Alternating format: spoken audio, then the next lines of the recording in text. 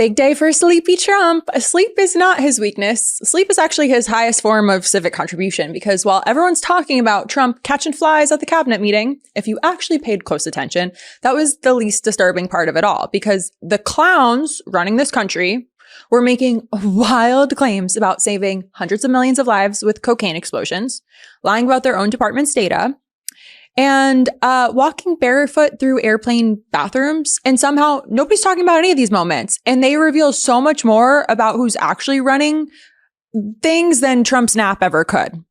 So as of next week, we have begun and will begin to stop moving federal funds into those states until they comply and they tell us and allow us to partner with them to root out this fraud and to protect the American taxpayer. Listen, I'll say it again. Trump falling asleep is the least of my concerns. Honestly, I love it when he's asleep. That's when he's causing the least amount of damage with his mouth or his phone or whatever.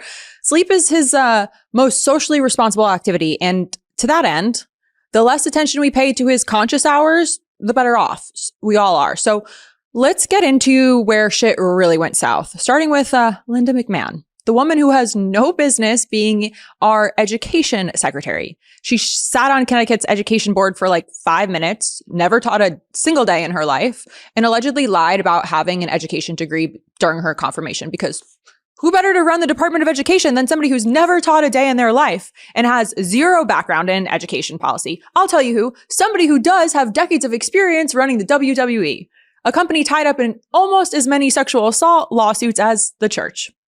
We've really been incredibly hard at work making sure that we can return education to the states. And as I sit and listen to all the emergencies that we are addressing in this country, from the economy to our borders to everything that we're doing, I would say, sir, that if we do not fix education in our country with this hard reset that you are expecting, I think the greatest national emergency we could face is our education.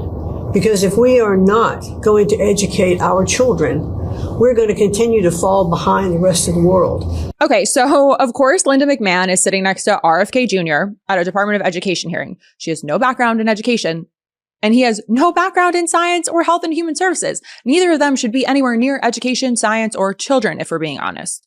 The only reason she's in this position is because she literally threw $100 million at a failed Senate campaign and then just bankrolled into Trump stuff.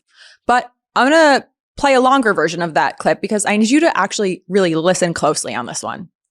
And you told me when you first were elected president, and you looked at, I think, right after you took office, the first NAEP scores, which is Nation's Report Card, came out and showed how far down we were in educational proficiency in our country. And not only the NAEP scores, but the international scores as well showed us about a third from the bottom. You told me you were not only embarrassed, but you were angry about this, and that we had to do something to change this in our country. And we took a hard look at it, and you absolutely said the bureaucracy of education in Washington is keeping its thumb on preventing growth where we should have, because it's best handled at the state level.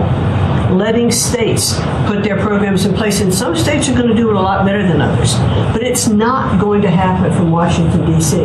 Here's the thing. Leaving education to the states is the exact same thing as leaving abortion to the states. And it's designed to do the exact same thing. Create a country where your fundamental rights depend on which side of the state line you were born on. When you say leave it to the states, what you're really saying is that a kid in Massachusetts deserves access to quality science education and civil rights protections, but a kid in Mississippi, tough luck, kiddo. That's where their state gets to decide. It's the same logic that says a woman in California gets bodily autonomy and doesn't have to bleed out from a pregnancy complication and die, but a woman in Texas doesn't get that same fate. Both are talking about something that should be a pretty baseline human right, whether that right is access to healthcare or access to an education that acknowledges that dinosaurs didn't hang out with people. And let's talk about how social class comes into play here too, because rich people are always going to be fine because they can just move or write a check to a private school, but working families get screwed. We've also seen how this plays out when left to the states when it comes to civil rights. Civil rights protections go out the window. Remember, states had to actually be forced to desegregate schools Without federal oversight, there's nothing stopping states like Texas, which is, again, run by Greg Abbott, or Florida and DeSantis from gutting protections for kids with disabilities, queer students, students of color. Some states would absolutely roll back those protections yesterday. We already know DeSantis is gunning to bring Charlie Kirk USA mandates into every public school in Florida. It's already happening. We've talked about it here. But could you imagine the science denial? Could you imagine you'd have some states teaching about actual biology and others teachers just talking about dinosaurs living with humans 6 years ago?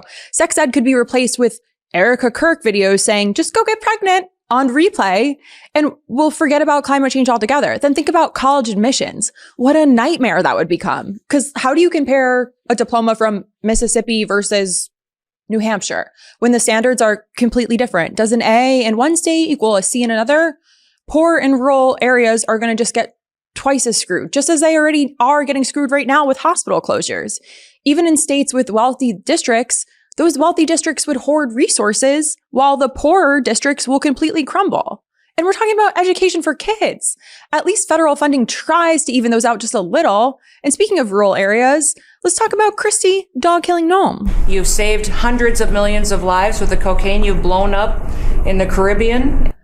Blown up, Thanking Trump for blowing up cocaine?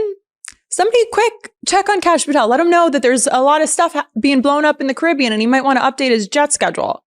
But to be serious for a second, I need you to understand how fundamentally stupid this statement is. Hundreds of millions, saving hundreds of millions of lives in a country of 335 million-ish. There aren't even that many people dying from cocaine overdoses globally. Like, we're not even close. Again, the entire population of the United States is around 335 million people. She's claiming that Trump personally saved more lives than exist in multiple countries combined by what exactly? By letting Pete Hegseth, drunk war plans texter, play with bombs in the lives of fishermen in the Caribbean?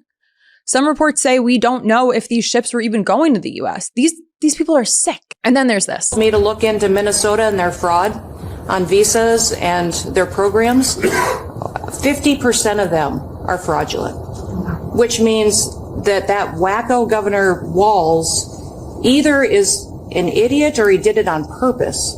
And I think he's both, sir. He brought people in there illegally that never should have been in this country, said they were somebody that they're not. They said they were married to somebody who was their brother or somebody else. Fraudulent visa applications, signed up for government programs, took hundreds of billions of dollars from the taxpayers, and we're going to remove them and we're going to get our money back. And we're going to, this next year, make sure that we only put people in leadership positions in this country that love this country and have its back. So thank you for letting us get up every day and have a purpose. We appreciate you. Thanks, Kristi. Appreciate it. The best part about this is Coach Walz does not even oversee visas. That's not the governor's remit. But the Department of Homeland Security does, and that's the department she runs. And there's zero evidence for this 50% figure. Her own department's data directly contradicts it. But this is what happens when she's too busy trafficking people to read her own reports. But that's not even the point. Noem is out here making accusations that everyone in Minnesota came here illegally and they're taking advantage of government-funded programs. And this is just so wrong. Like, okay, have you ever been on government-funded programs, anyone?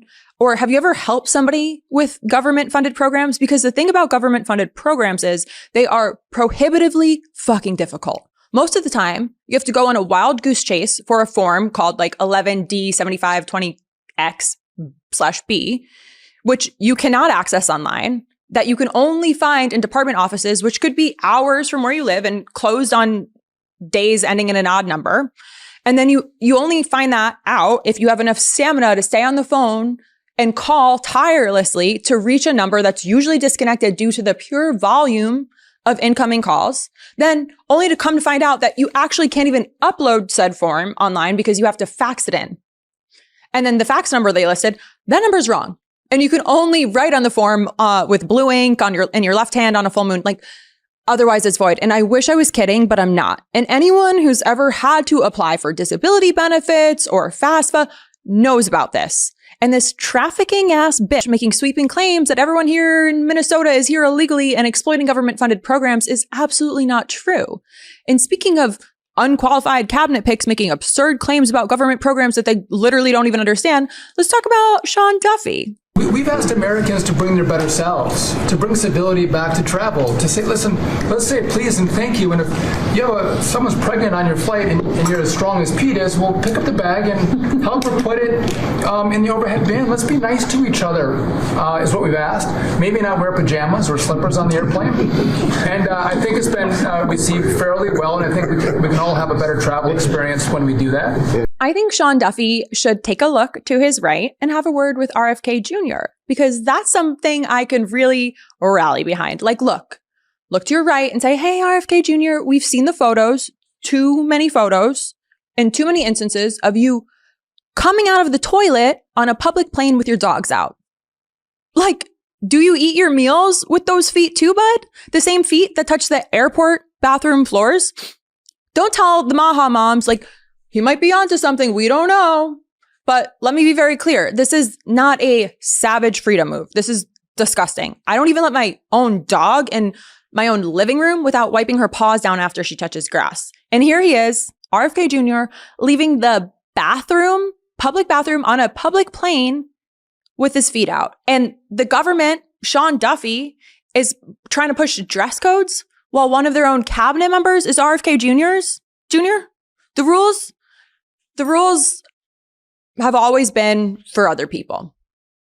And if this video has expanded your perspective or you believe science, which the thing about science is it's real whether you understand it or not, then take a moment to subscribe, share this video with a friend, and let's let everyone know how bananas that cabinet meeting was. Love this video? Support independent media and unlock exclusive content, ad-free videos, and custom emojis by becoming a paid member of our YouTube channel today. You can also gift memberships to others. Let's keep growing together.